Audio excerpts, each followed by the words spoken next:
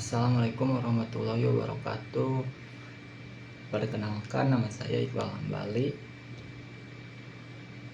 Pada kesempatan kali ini saya akan menyampaikan video presentasi sebagai bagian dari tugas remedial untuk mata kuliah konsep sistem informasi. Pada video kali ini saya akan merangkum materi yang telah saya pelajari dari pertemuan pertama sampai dengan pertemuan ke-15. Saya akan menjelaskan materi secara berurutan dan sistematis. Jadi langsung saja kita mulai dari pertemuan pertama dengan judul konsep sistem informasi.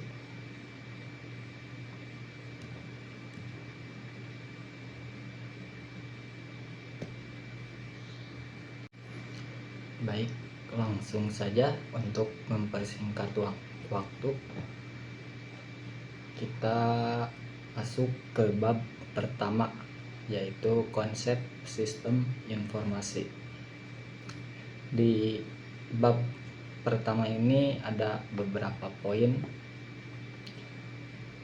ada 3 poin tepatnya. Poin pertama itu bagaimana cara kerja sistem informasi, kedua jenis-jenis sistem informasi, ketiga cara mengelola sistem informasi.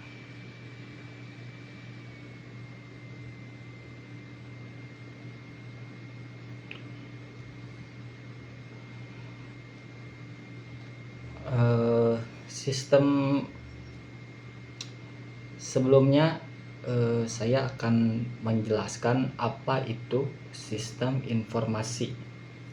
Jadi sistem informasi itu adalah sekumpulan komponen yang saling terhubung yang digunakan untuk mengumpulkan, menyimpan, memproses, dan mengirimkan data dan informasi digital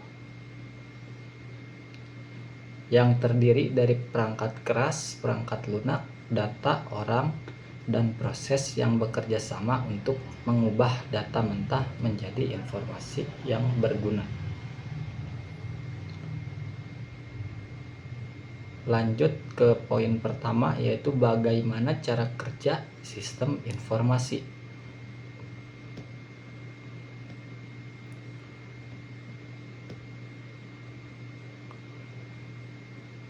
Cara kerja sistem informasi itu ada beberapa langkah yang harus dilalui, yaitu pertama ada input, selanjutnya ada processing, ketiga storage, keempat output, dan kelima ada feedback.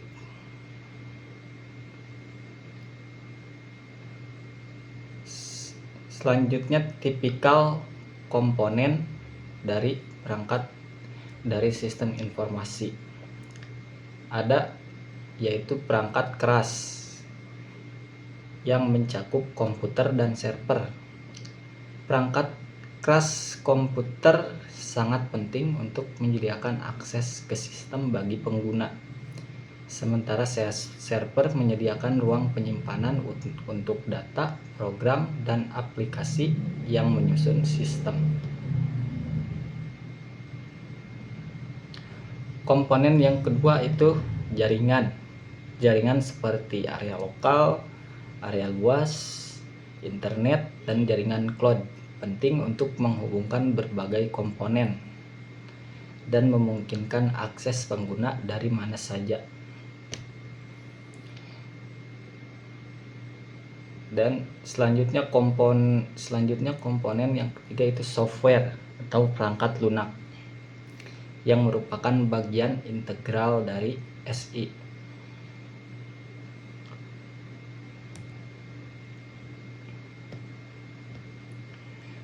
Selanjutnya ada data yang merupakan komponen penting. Data ini mencakup data terstruktur yang disimpan dalam basis data, serta data tidak terstruktur seperti dokumen, gambar atau berkas audio.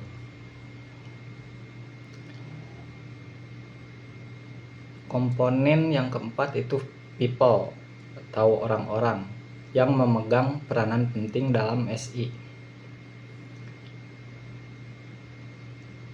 Kalau misalkan nggak ada orang-orang kan kita jadi sistem informasi tersebut jadi tidak bisa berjalan, karena administrator yang mengolah sistem itu sendiri adalah manusia, yaitu orang-orang. Selanjutnya ada proses yang mengatur bagaimana komponen bekerja bersama dalam sebuah IS sangatlah penting.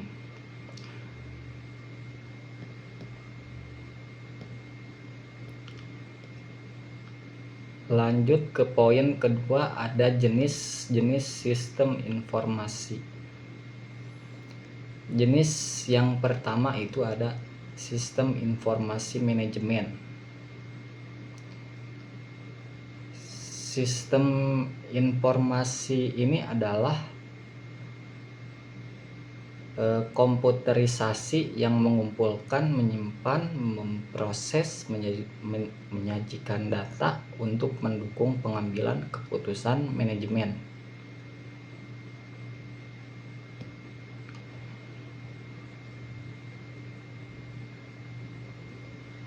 Jenis yang kedua itu sistem kerja pengetahuan.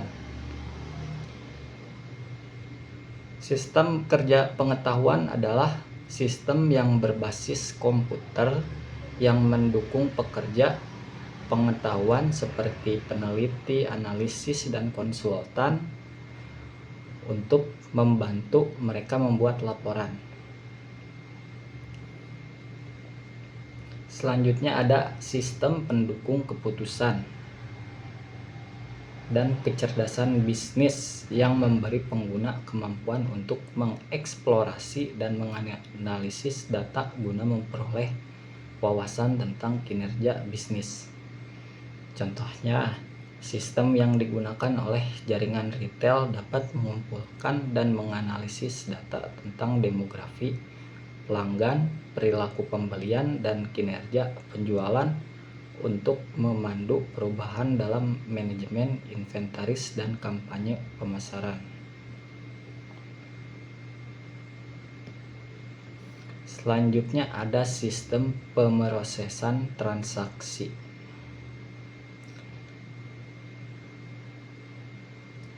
Yaitu sistem yang mendukung proses operasional yang menghasilkan dan menggunakan data.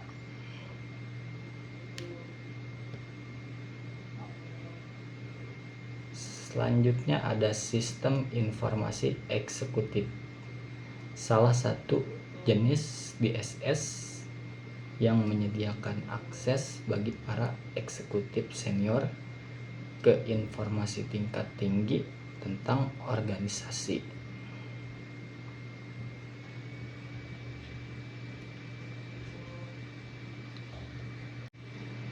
Selanjutnya poin yang terakhir dari bab pertama itu bagaimana cara mengelola sistem informasi.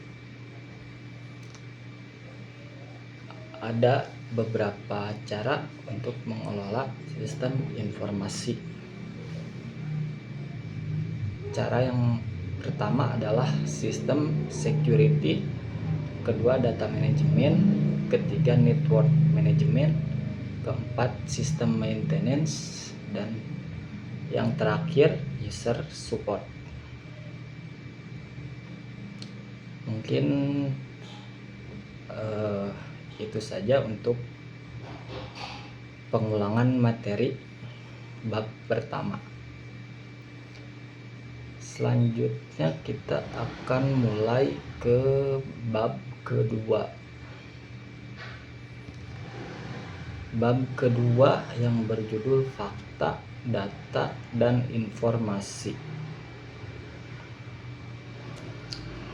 Poin-poin dari Bab kedua itu ada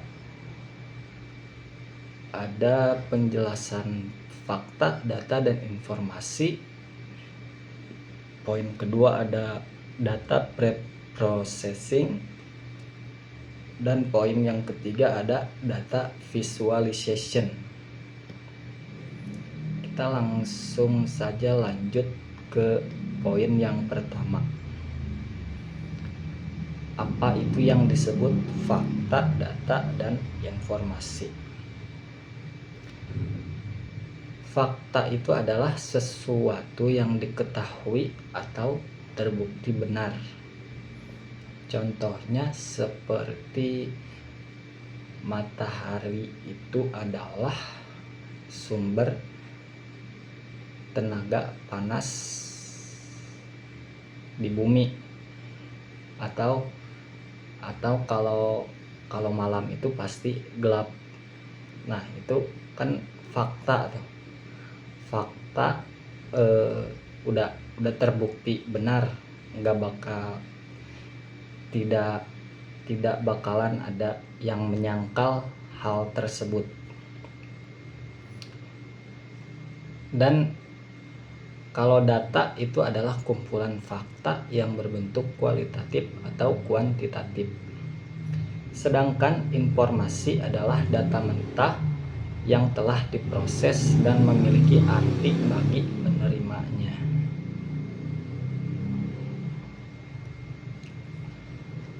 Lanjut ke poin yang kedua, yaitu pentingnya data preprocessing dalam menghasilkan informasi yang berkualitas. Bagi yang belum tahu, data preprocessing itu adalah proses yang mengevaluasi, memfilter, atau mengkodekan data. Proses ini melibatkan penghapusan masalah data seperti nilai yang hilang, meningkatkan kualitas data, dan membuat data berguna untuk memvisualisasikannya. Data preprocessing sangat penting karena bisa meningkatkan kualitas data, menangani data yang hilang, menormalkan dan menskalakan data, menghilangkan duplikat catatan, menangani outlier, dan yang terakhir itu membantu dalam meningkatkan kinerja model. Lanjut ke poin yang terakhir, itu ada data visualization. Bagaimana menghasilkan informasi yang baik dengan data visualization.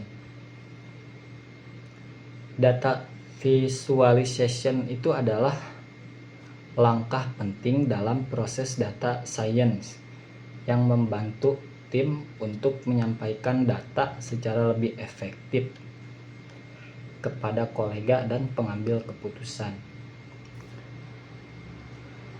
Tujuan utama dari data visualization itu adalah yang pertama, pembuatan ide, ilustrasi ide, penemuan visual, dan data visual sehari-hari. Selanjutnya ada jenis-jenis data visualization dalam dashboard. Pertama ada tabel, kedua ada grafik, pie chart, and stacked bar chart. Ketiga ada line chart and area chart. Keempat ada histogram. Kelima ada scatter plot. Keenam ada heat map. Dan yang terakhir itu ada tree maps.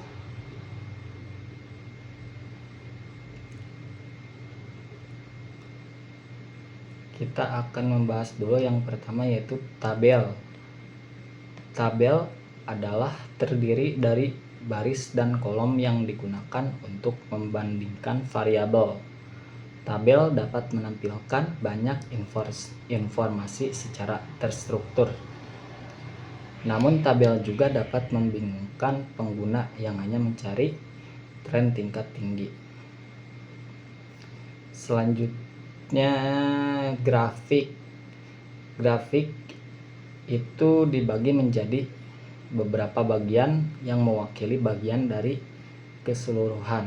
Mereka menyediakan cara sederhana untuk mengatur data dan membandingkan ukuran setiap komponen satu sama lain.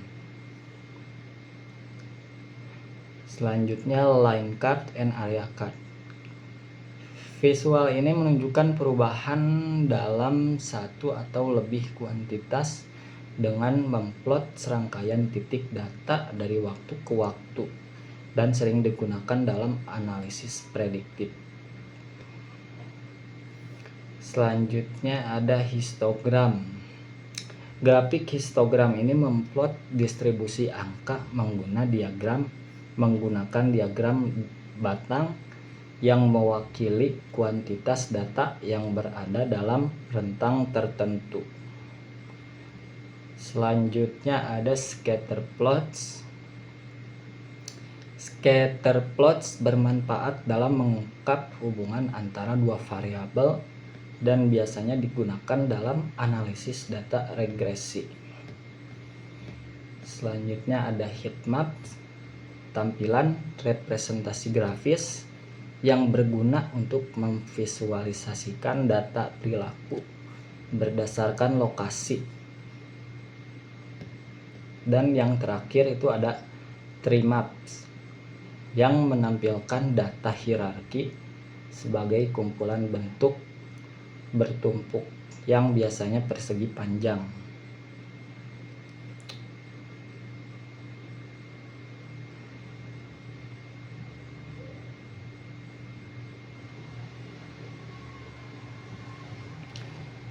Selanjutnya kita akan membahas pertemuan ketiga.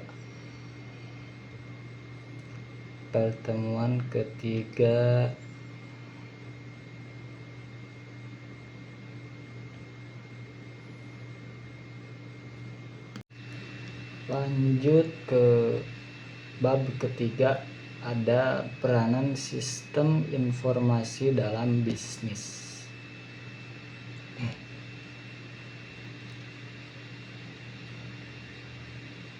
Pada bab kali ini ada beberapa poin penting yang akan dijelaskan. Poin yang pertama yaitu peranan sistem informasi dalam bisnis. Kedua, tren masa depan sistem informasi dalam bisnis. Dan poin yang terakhir dari bab ketiga ini adalah studi kasus perusahaan yang sukses dengan sistem informasi.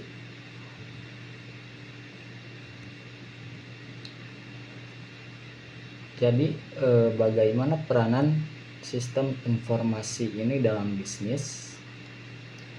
Dengan sistem informasi, manajer dapat mengevaluasi kinerja bisnis, menganalisis tren pasar, serta memprediksi hasil keputusan melalui simulasi atau model prediktif. Peranan SI dalam pengambilan keputusan. SI menyediakan data yang akurat dan real time untuk mendukung pengambilan keputusan yang berbasis fakta. Dengan SI ini, manajer tentunya dapat mengevaluasi kinerja bisnis, menganalisa tren pasar, dan memprediksi hasil keputusan.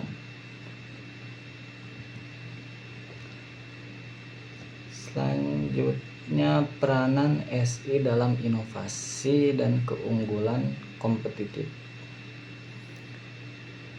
SI membantu perusahaan menciptakan inovasi dengan mempercepat proses pengembangan produk atau layanan baru. Implementasi dan tantangan sistem informasi dalam bisnis. Penerapan SI memerlukan perencanaan yang matang tentunya. Tantangan utama yang akan dihadapi bisnis dalam implementasi SI adalah biaya, kesulitan integrasi dengan sistem yang ada, resistensi dari karyawan terhadap perubahan. Selain itu, masalah keamanan data dan privasi juga menjadi perhatian besar.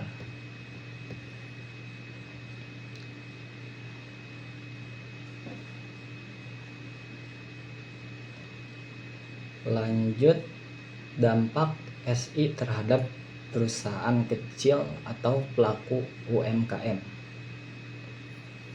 Untuk UMKM sendiri, SI dapat menjadi alat yang sangat penting untuk meningkatkan efisiensi dan daya saing di pasar. Misalnya dengan menggunakan aplikasi kasir, pos, point of sale, UKM dapat mengelola produk, stok, keuangan, dan sebagainya. Lanjut ke poin yang kedua, yaitu tren dan masa depan sistem informasi dalam bisnis. Tren yang pertama itu ada Internet of Things. Automasi Internet of Things memungkinkan perusahaan menghubungkan berbagai perangkat untuk mengumpulkan dan menganalisis data secara real time.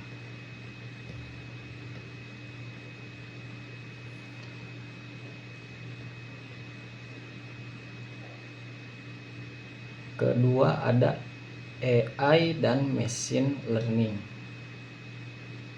AI atau kecerdasan buatan dapat digunakan untuk analisis prediktif, di mana data masa lalu dianalisis untuk memprediksi tren atau perilaku konsumen di masa depan.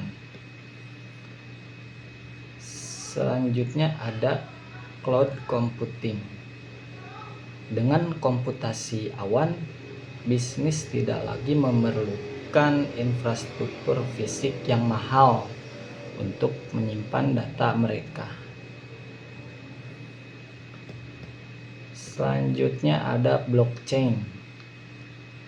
Blockchain yaitu teknologi di balik kripto yang digunakan untuk mencatat transaksi dengan cara yang aman dan tidak dapat diubah.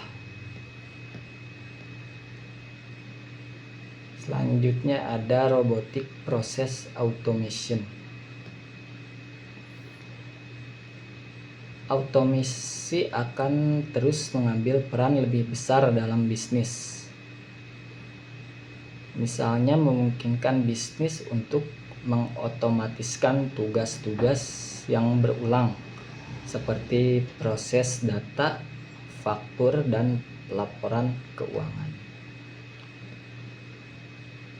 Lanjut ke poin yang terakhir, yaitu studi kasus perusahaan yang sukses dengan penerapan SI.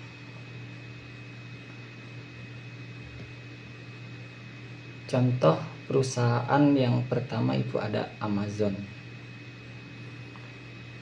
Amazon yang menerapkan sistem manajemen inventaris.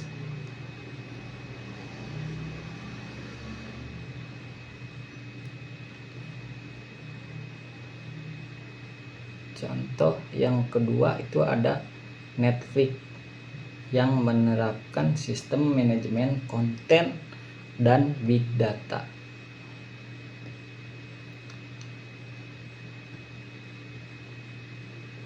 Selanjutnya kita akan membahas bab keempat, yaitu posisi sistem informasi pada enterprise.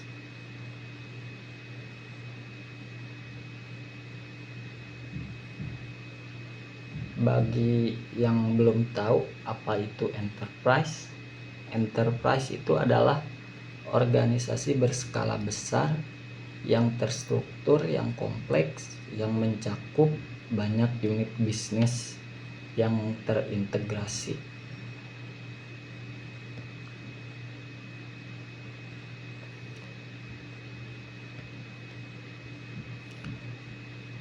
Bagaimana sistem informasi mampu mendukung seluruh aspek yang ada dalam enterprise. Posisi sistem informasi dalam enterprise: pertama ada tingkat operasional, kedua tingkat manajerial, ketiga tingkat strategis. Lanjut, peran sistem informasi dalam integrasi bisnis. Ada IRP atau Enterprise Resource Planning yang mengintegrasikan semua aspek bisnis dari keuangan, sumber daya manusia, hingga pengadaan barang untuk menciptakan efisiensi.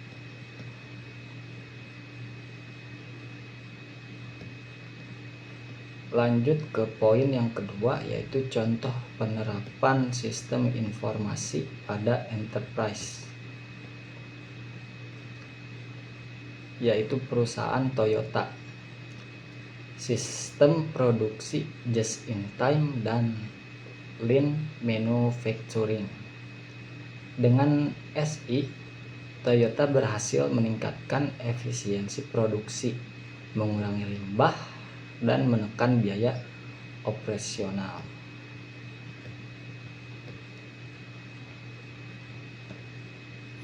Tapi di balik keberhasilan implementasi SI itu ada beberapa tantangan. Ada beberapa tantangan juga yang akan dihadapi SI dalam implementasi SI di enterprise. Tantangannya itu ada biaya yang tinggi tentunya. Kedua, keamanan dan privasi data, perubahan proses bisnis, dan kurangnya pelatihan dan keterampilan.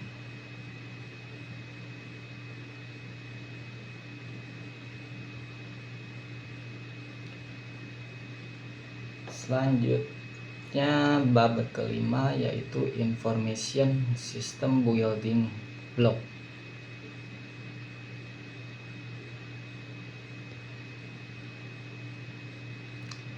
Building block SI itu mencakup hardware, software, data, network, people, dan prosedur.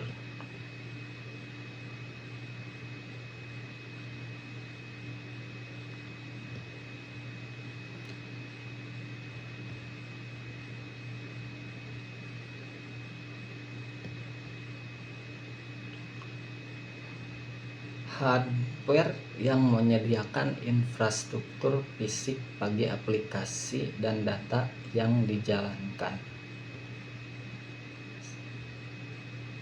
Software mengontrol operasi perangkat keras, mengelola data input dan output, dan mengotomatiskan proses bisnis dan mendukung analisis data. Selanjutnya ada data yang menyediakan dasar bagi informasi yang dibutuhkan untuk pengambilan keputusan. Ada juga network yang memungkinkan komunikasi dan berbagai informasi di seluruh bagian organisasi. Dan yang terakhir itu ada people atau orang atau manusia yang tentunya yang mengelola dan memelihara SI. Lanjut ke poin yang kedua, yaitu integrasi building block dalam SI. Jadi bagaimana integrasi blok pada SI dapat terharmonisasi untuk menunjang tujuan organisasi. Integrasi antara hardware dan software itu sangat penting karena hardware sendiri itu berfungsi sebagai platform fisik untuk menjalankan software yang dibutuhkan. Hardware seperti komputer dan perangkat jaringan memungkinkan software, sistem, dan aplikasi berjalan untuk memproses data.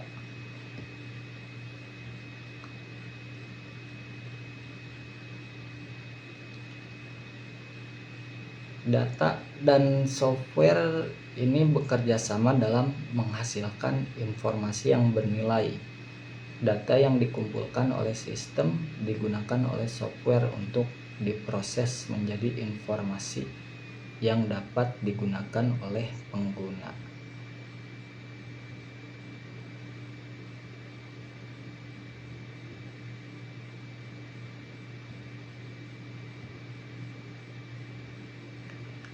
Selanjutnya, integrasi people dan software.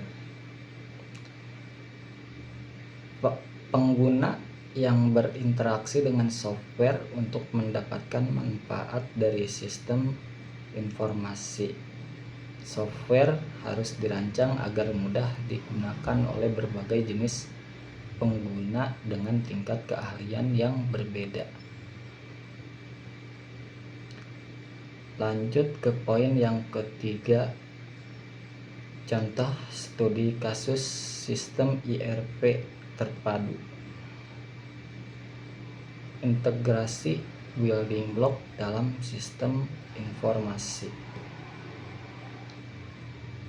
Data dari modul produksi, penjualan, inventaris, dan keuangan terintegrasi dalam satu sistem. Jadi ketika ada penjualan, stok barang di inventaris otomatis berkurang dan data penjualan langsung tercatat di modul keuangan.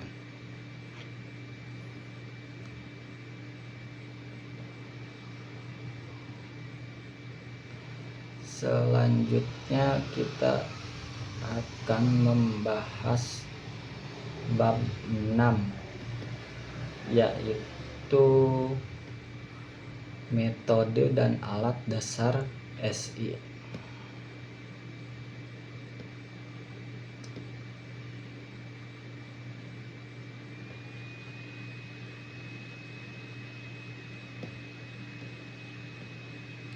Jadi metode apa saja yang digunakan dalam SI?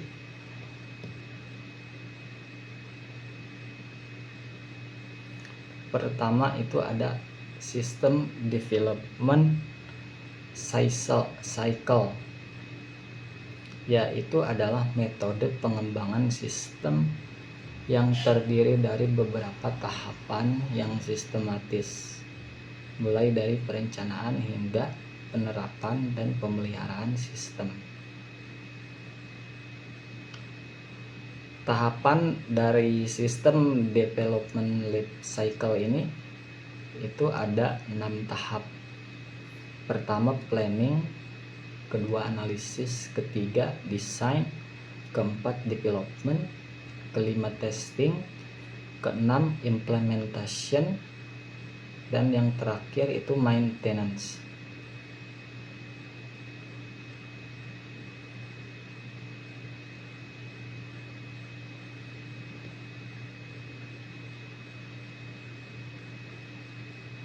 Selanjutnya, alat dasar apa saja yang digunakan dalam SI?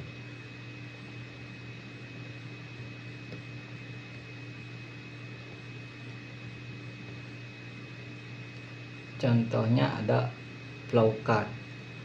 Flowchart adalah alat visual yang digunakan untuk menggambarkan alur proses dalam sistem. Setiap proses atau keputusan dalam sistem dipresentasikan dengan simbol-simbol tertentu.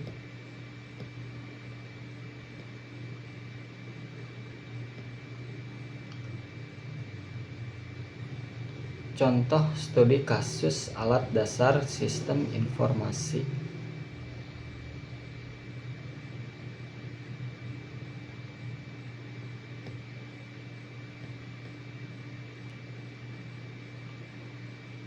Contohnya pada sebuah lembaga pendidikan yang memiliki prosedur, yaitu pengajar menyerahkan nilai kursus ke bank administrasi untuk dicatat dan diinput ke komputer setelah seluruh nilai terkumpul. Kumpulan nilai tadi disimpan ke file nilai dengan mengakses file siswa. Berdasarkan file nilai, petugas menghitung nilai akhir dan membuat transkrip nilai untuk diserahkan ke siswa. Untuk penyelesaiannya yaitu menentukan entitas yang terlibat, yaitu pengajar, siswa, dan petugas. Kedua, tentukan dokumen yang mengalir, yaitu nilai kursus, kumpulan nilai, dan transkrip nilai. Keempat, tentukan file yang terlibat, yaitu file siswa dan file nilai.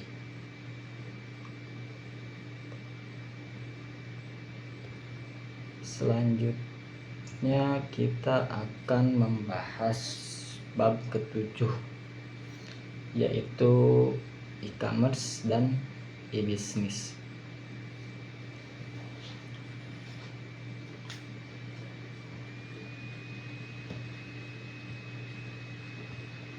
Sistem informasi juga memiliki peran penting untuk mendukung e-commerce dan e-business.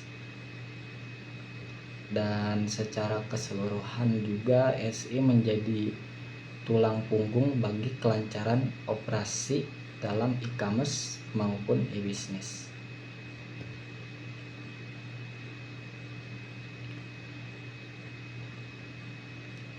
Bagi yang belum tahu apa itu perbedaan antara e-commerce dan e-business. Jadi perbedaannya itu adalah kalau e-commerce itu merujuk pada transaksi jual beli barang atau jasa melalui internet atau secara online. Sedangkan e-business itu merujuk pada segala aktivitas bisnis yang digunakan teknologi informasi komunikasi tetapi tidak terbatas pada transaksi jual beli.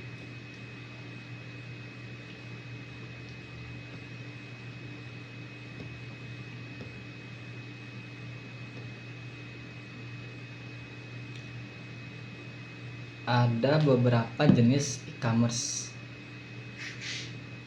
yaitu B2B, business to business, transaksi antara dua entitas bisnis.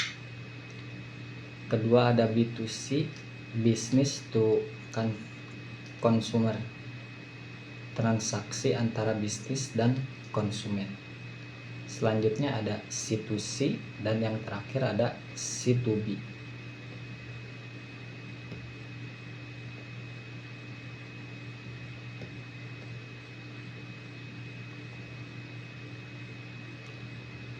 Selanjutnya ada e-business, adalah seluruh proses bisnis yang dilakukan secara elektronik melalui penggunaan teknologi informasi dan komunikasi.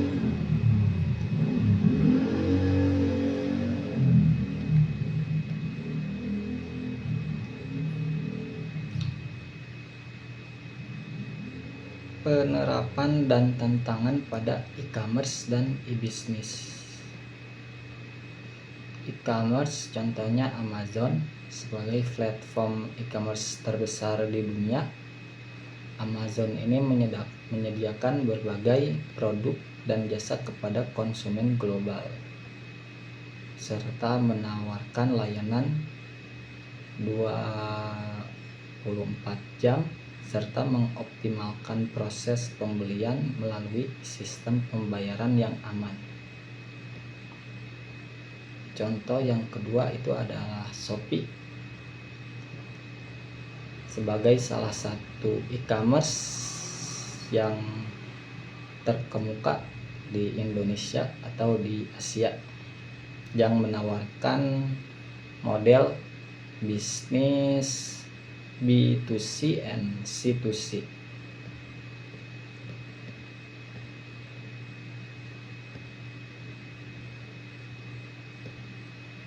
Jadi kesimpulan dari pembahasan e-commerce dan e-business itu adalah dua konsep yang saling terkait tetapi memiliki fokus yang berbeda. E-commerce sendiri lebih spesifik pada transaksi jual beli secara online, sementara bisnis mencakup seluruh aktivitas bisnis yang menggunakan teknologi informasi. Selanjutnya bab 8 Organization Information System.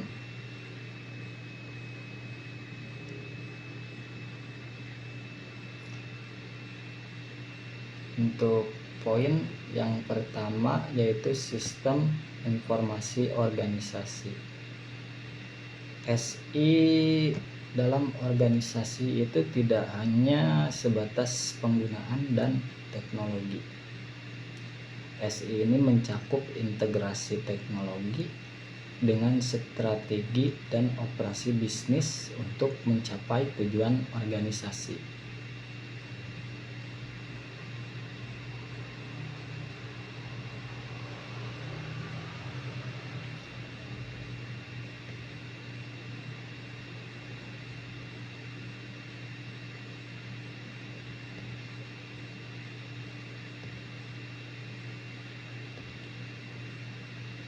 Apa pengertian dan jenis-jenis sistem informasi organisasi?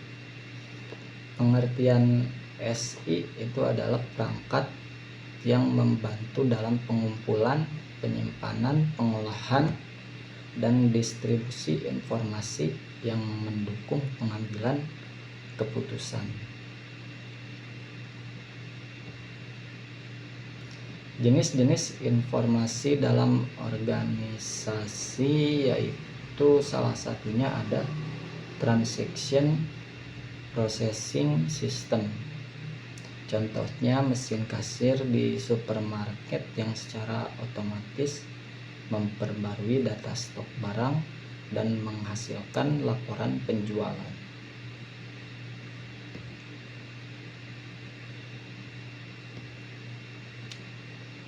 Apa peran SI ini dan tantangan implementasi dalam organisasi? Peran SI dalam organisasi itu yang pertama mendukung pengambilan keputusan. Jadi SI menyediakan data yang akurat, relevan untuk membantu manajemen mengambil keputusan yang tepat berdasarkan analisis yang kuat. Peran yang kedua yaitu meningkatkan efisiensi operasional. Ketiga, memfasilitasi inovasi. Keempat, memperkuat keunggulan kompetitif.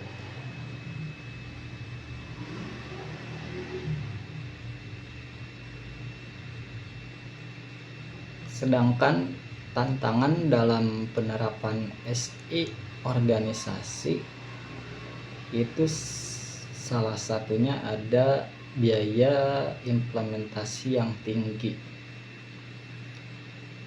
Implementasi SI besar seperti ERP memerlukan investasi besar dan perangkat keras, perangkat lunak, pelatihan karyawan dan pemeliharaan.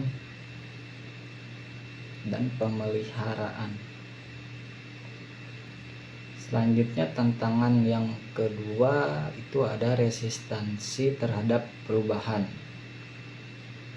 Jadi tentunya karyawan merasa tidak nyaman dengan perubahan yang dihasilkan oleh sistem yang baru. Tantangan yang ketiga itu ada keamanan informasi. Jadi SI harus dilindungi dari serangan cyber agar terhindar dari pencurian data dan ancaman keamanan lainnya. Selanjutnya, studi kasus implementasi IRP di perusahaan. Contohnya ada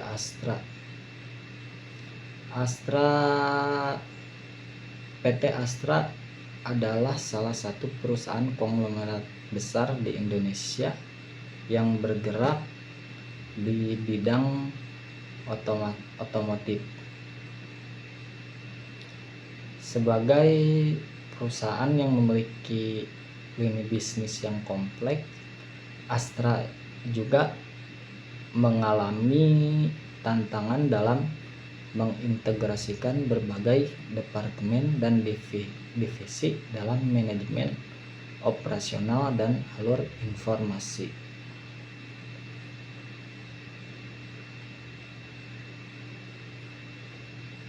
Tantangan sebelum implementasi IRP itu ada fragmentasi sistem informasi. Jadi setiap divisi itu memiliki SI yang berbeda sehingga menyulitkan proses pertukaran data antar departemen. Tantangan yang kedua yaitu kurangnya visibilitas data secara real time. Perusahaan Astra kesulitan untuk mendapatkan data yang akurat dan real time dari berbagai divisi. Nah, solusi dari implementasi IRP tersebut adalah Astra memilih untuk mengimplementasikan SIP IRP, salah satu solusi IRP terkemuka, dengan tujuan menyatukan dan mengintegrasikan semua proses bisnis utama ke dalam satu sistem yang komprehensif.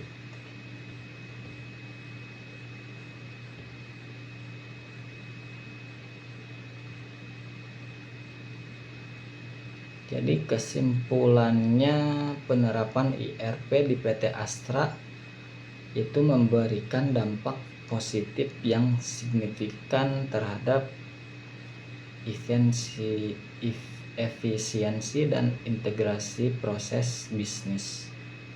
Dengan adanya sistem yang terintegrasi, Astra mampu meningkatkan kinerja bisnis, mengurangi inefisiensi, memperkuat posisinya di pasar. Namun juga kesuksesan penerapan IRP juga tergantung pada perencanaan yang matang dan manajemen perubahan yang efektif untuk menghadapi tantangan selama proses transisi.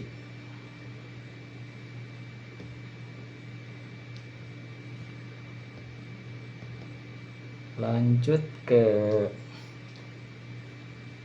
bab 9,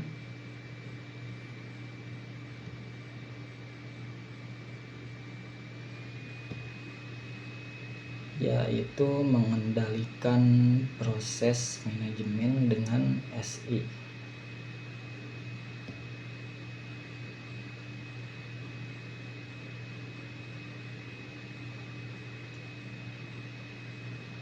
Pengendalian proses manajemen itu adalah elemen kunci dalam mencapai efisiensi dan efektivitas dalam organisasi.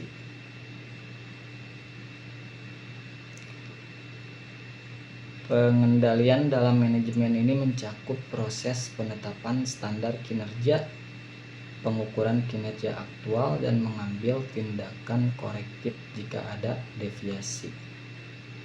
Dan proses ini juga terdiri dari beberapa langkah penting. Pertama itu penetapan tujuan, kedua pengukuran kinerja, ketiga analisis deviasi, dan yang terakhir itu tindakan korektif. Selanjutnya, peran utama SI dalam pengendalian. Pertama ada pengumpulan data. SI mengumpulkan dan menyimpan data dari berbagai sumber, baik secara internal maupun eksternal. Kedua ada analisis kinerja.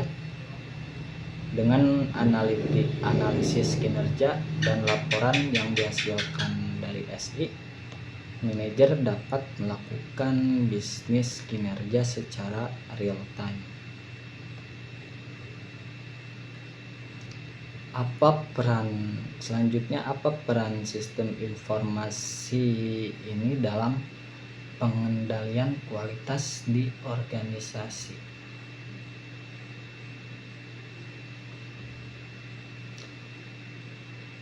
Peran SI dalam pengendalian kualitas. Pertama yaitu pemantauan kualitas secara real time. Kedua, penggunaan alat statistik dan analitik kualitas. Ketiga, penelusuran dan jejak audit kualitas. Keempat, perbaikan berkelanjutan dengan data historis. Lanjut ke poin yang kedua, yaitu SI dalam manajemen risiko. Jadi apa peran SI dalam manajemen risiko di organisasi? Peran SI dalam manajemen risiko sangat penting untuk membantu organisasi dalam menilai, memantau, atau mengurangi risiko yang mempengaruhi operasional. Peran SI dalam manajemen risiko yaitu pertama ada identifikasi risiko yang lebih efisien. Kedua ada analisis risiko yang lebih akurat dan sistematis. Ketiga, pemantauan dan pelaporan risiko secara real time. Lanjut ke poin yang ketiga, yaitu pengambilan keputusan strategis. Apa peran SI dalam pengambilan keputusan strategis di organisasi? Peranan SI dalam pengambilan keputusan strategis itu sangat krusial dalam membantu organisasi membuat keputusan yang efektif. Peran SI dalam pengambilan keputusan strategis salah satunya itu ada penyediaan data dan informasi yang akurat dan tepat waktu.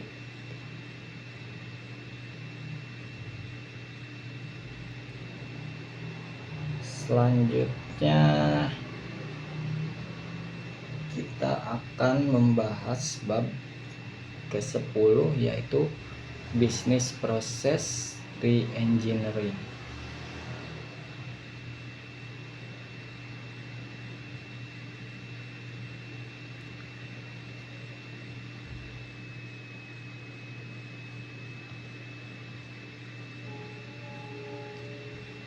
Business Process Reengineering, apa saja prinsipnya, penerapannya, keuntungan, tantangan, dan penerapan teknologi dalam BPR. Prinsip-prinsip BPR, ada beberapa prinsip dasar yang harus diikuti dalam pelaksanaan BPR.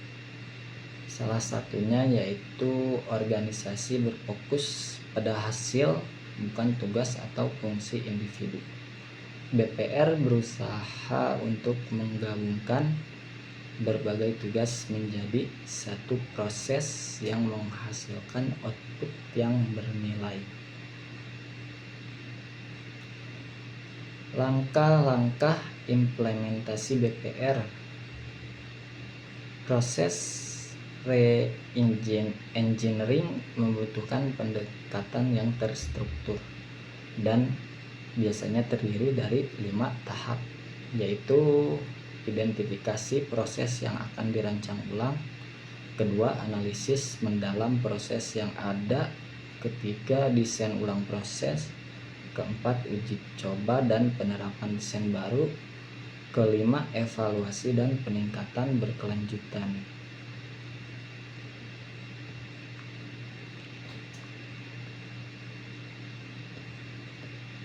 Lanjut ke poin yang kedua, yaitu apa saja pendekatan teknik dan metode BPR.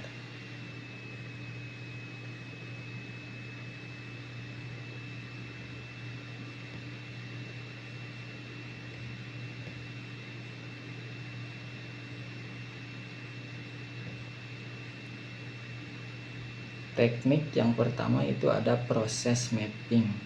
Proses mapping ini adalah teknik visual untuk mendokumentasikan setiap langkah dalam proses bisnis yang ada, yang mencakup semua aktivitas, keputusan, dan alur kerja dalam suatu proses.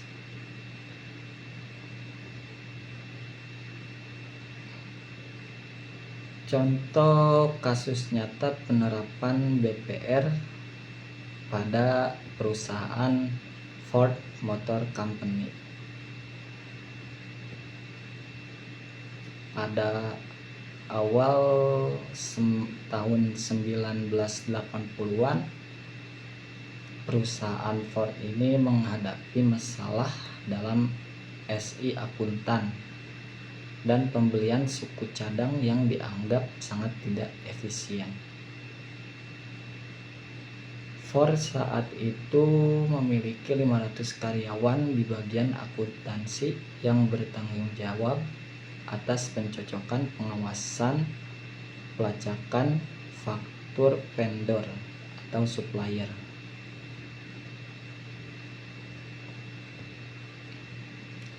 Sistem yang digunakan melibatkan banyak langkah manual dan redundansi. Proses yang panjang ini juga sering menyebabkan kesalahan dan penundaan dalam pembayaran faktur kepada pemasok.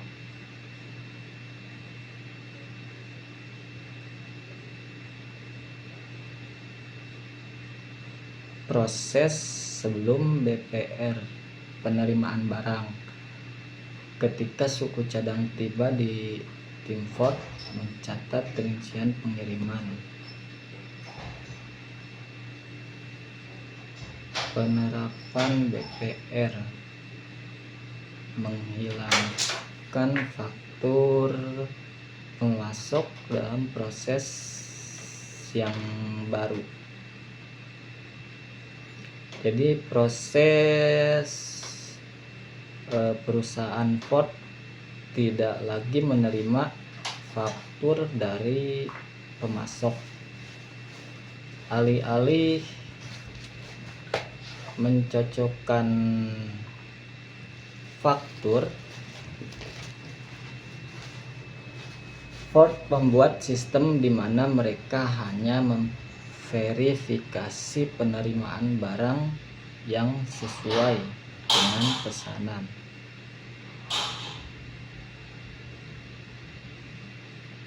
Selanjutnya ada bab ke-11, yaitu ethics, privacy, and information security.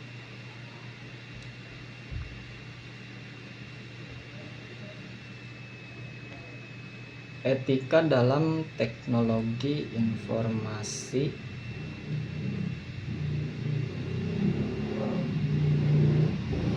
Dalam konteks Teknologi informasi etika berkaitan dengan bagaimana teknologi digunakan, dampaknya terhadap individu dan masyarakat, serta tanggung jawab moral pada pelaku dalam mengembangkan dan menerapkan teks tersebut.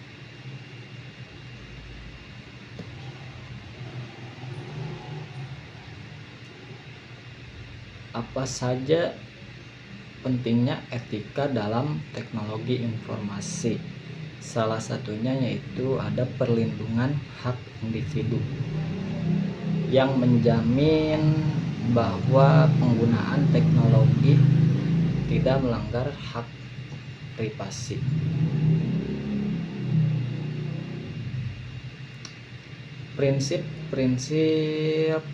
Salah satu prinsip etika dalam teknologi informasi adalah kebebasan dan privasi.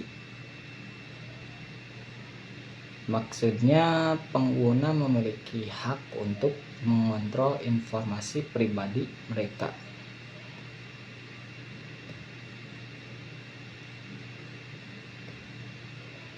Dampak pelanggaran dari etika dalam teknologi informasi salah satunya adalah kerusakan reputasi.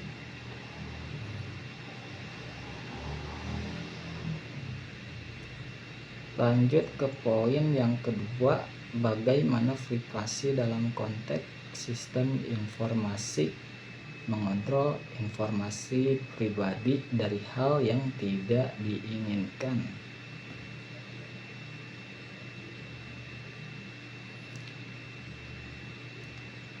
Pentingnya privasi dalam SI, salah satunya ada perlindungan hak individu.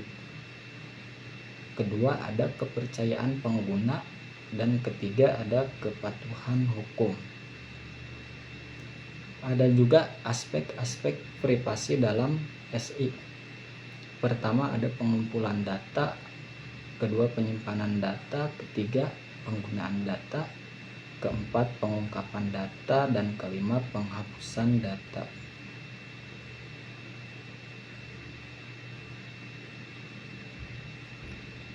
Lanjut ke poin yang ketiga, yaitu bagaimana keamanan informasi sangat penting untuk menjaga sistem yang dapat diandalkan.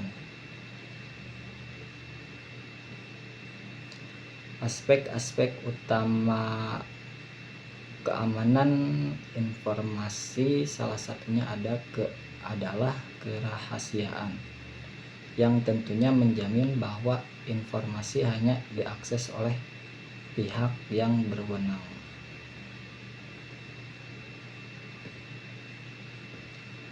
Selanjutnya kita akan membahas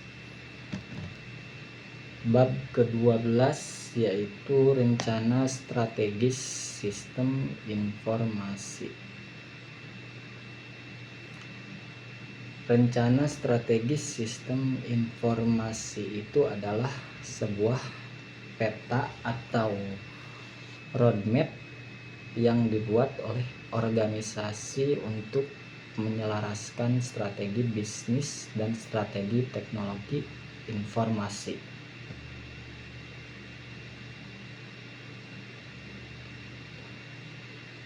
Apa saja tujuan dan manfaat rencana strategis sistem informasi dalam organisasi?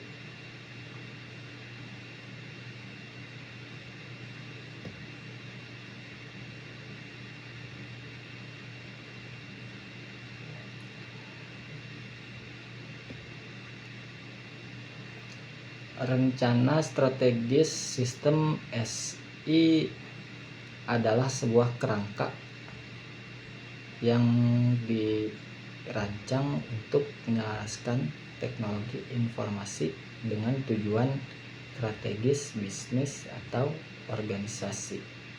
Dalam prosesnya, RSSI melibatkan analisis kebutuhan teknologi informasi, identifikasi prioritas proyek, pengelolaan sumber daya, serta evaluasi kinerja sistem yang diterapkan.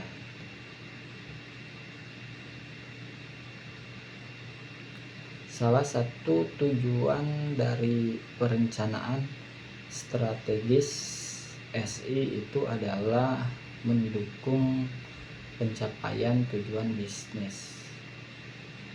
RSSI ini membantu memastikan bahwa teknologi informasi dapat digunakan untuk mencapai sasaran jangka panjang organisasi seperti pertumbuhan, efisiensi operasional, dan daya saing. Ada beberapa komponen utama dalam RSSI. Pertama, analisis situasi. Kedua, penentuan visi dan misi. Ketiga, identifikasi kebutuhan bisnis dan TI. Keempat, perencanaan portofolio proyek SI. Kelima, roadmap pengembangan SI. Keenam, ada pengukuran kinerja TI.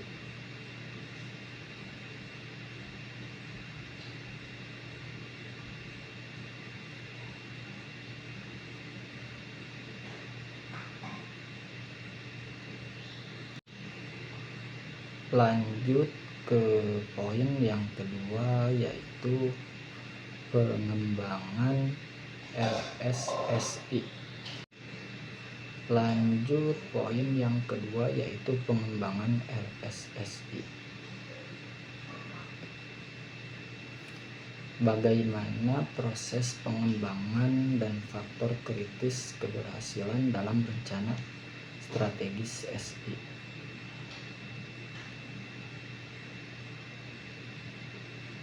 Proses pengembangan rencana strategis SI. Pertama, perencanaan awal. Kedua, analisis kesenjangan. Ketiga, penentuan prioritas. Keempat, pengembangan strategi.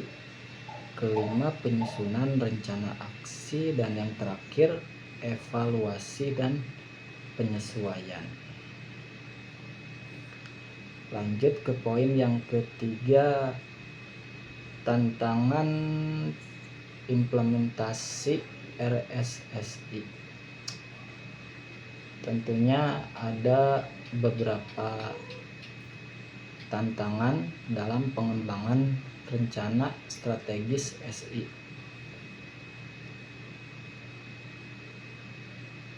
Salah satunya adalah perubahan teknologi yang cepat. Kedua, resistensi terhadap perubahan. Ketiga, keterbatasan anggaran dan sumber daya.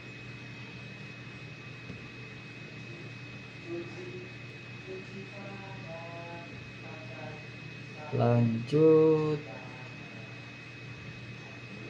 ke bab 13, yaitu manajemen support system.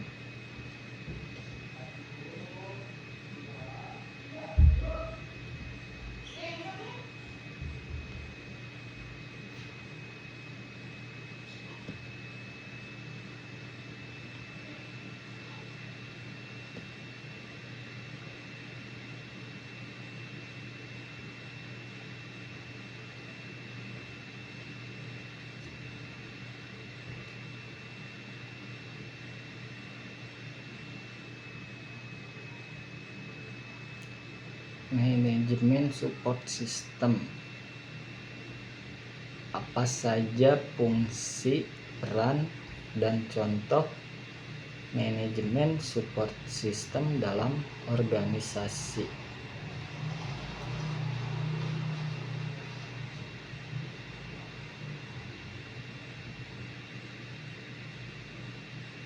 Fungsi dan peran MSS dalam organisasi itu, MSS berfungsi sebagai alat bantu bagi manajer meningkatkan kualitas keputusan yang dibuat.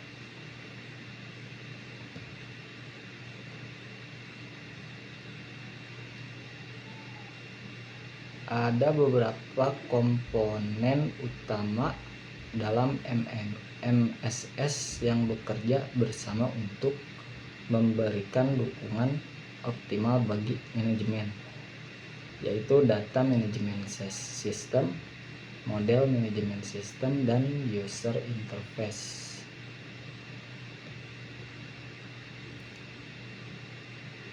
Jenis MSS atau manajemen support system itu memiliki beberapa tipe yang masing-masing disesuaikan dengan tingkat keputusan yang didukung. Selanjutnya, penerapan dan masa depan MSS. Contoh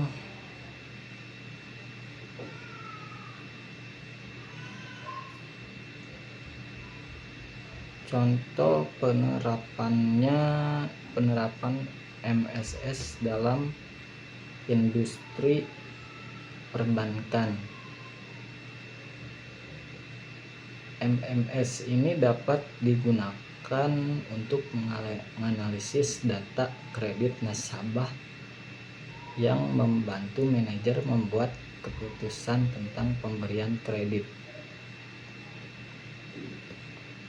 Selanjutnya, poin yang ketiga, studi kasus implementasi MSS di Walmart. Walmart sendiri itu adalah suatu perusahaan retail terbesar di dunia yang memiliki ribuan toko di berbagai negara.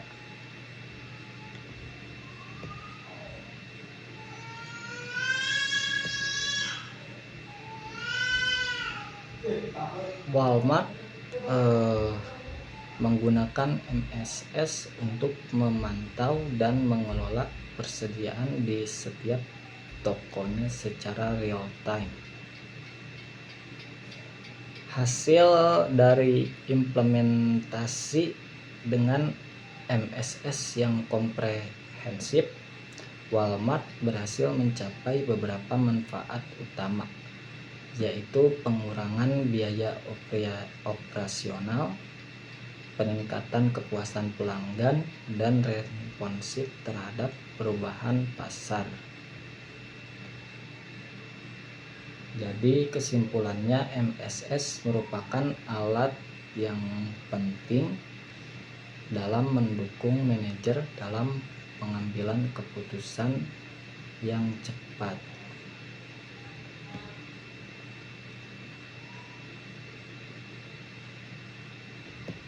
Selanjutnya yaitu bab yang terakhir, yaitu bab ke-14.